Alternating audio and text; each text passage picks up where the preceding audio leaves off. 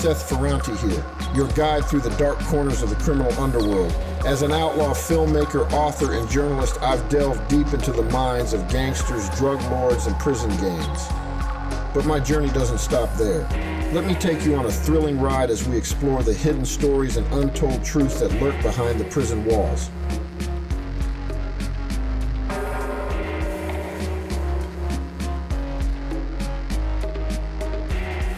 What's up? This is Seth Ferranti. Welcome to another edition of Seth Ferranti's True Crime. In today's episode, we're going to look at the infamous street legend from Washington, D.C., Wayne "Silk" Perry.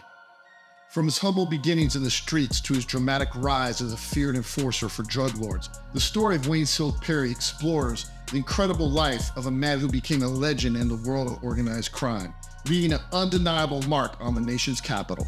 In the heart of Washington, D.C., a city known as Drama City, there emerged a legend of unprecedented notoriety.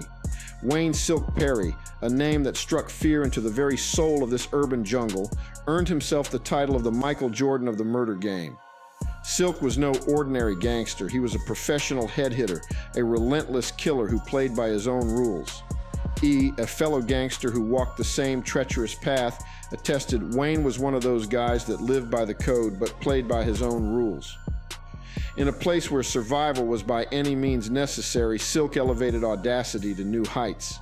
No one was off limits and nothing was beyond his reach. The streets held him in a mix of respect, curiosity, and a healthy dose of fear. Silk's willingness to kill knew no bounds. He struck in broad daylight, up close and personal, even in the presence of law enforcement. There was no sanctuary from his relentless pursuit of his targets. Murder, robbery, drug dealing, and extortion were his ruthless trades, and he excelled in every facet of the game. His legacy deepened when he became the protector of the notorious snitch, Alberto Alpo Martinez, a self-proclaimed Harlem drug lord. As an enforcer for the Martinez organization, Silk was the guardian and executioner for Alpo, standing steadfast even when betrayal threatened to consume him. He epitomized the street code, a warrior and hustler who embraced death before dishonor.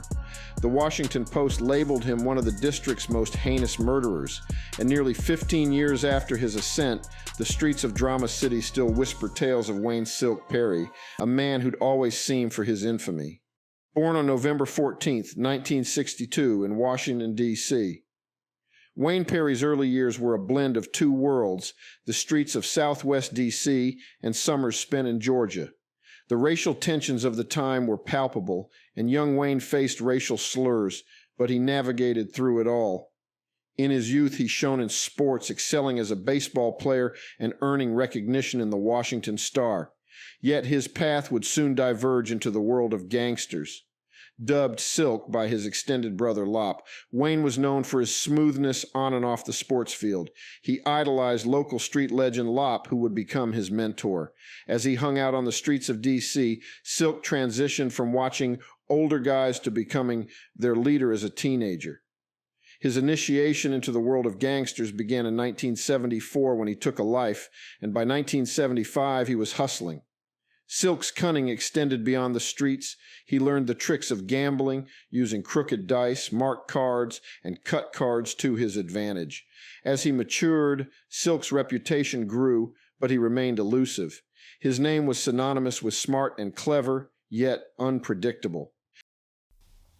By 1978, Silk had turned to bank robbery, but tragedy struck in 1979 when his younger brother was killed in a robbery attempt. Balancing his life between sports, school, and the streets, Silk's descent into criminality was inevitable. Silk's reputation for fearlessness and trigger happiness earned him respect among older gangsters. He was known as a man who would shoot anyone, including the police. His playful side was reserved for close friends, while others glimpsed his deadly seriousness. Stories of his brazen acts spread throughout the city, adding to his growing legend. In 1984, he killed a man in front of the police, justifying it as self-defense. He was incarcerated at Youth Center 1, where he further established his presence. Meanwhile, the crack epidemic engulfed D.C., earning the city the grim title of the murder capital. Amid this chaos, Wayne Silk Perry's legend continued to rise. Silk, fresh out of Lorton's Youth Center 1 in 1988, returned to a city teeming with chaos. He had a newfound perspective, having immersed himself in reading during his time behind bars. Silk devised a game plan, aligning himself with well-known figures in the city. His association with these figures drew attention to him, and he moved within vicious circles where his name became synonymous with action. Whether he did it or not, Silk was often linked to significant events on the streets. The hood became a perilous place when Silk was around, as he had a reputation for making examples of those who crossed him.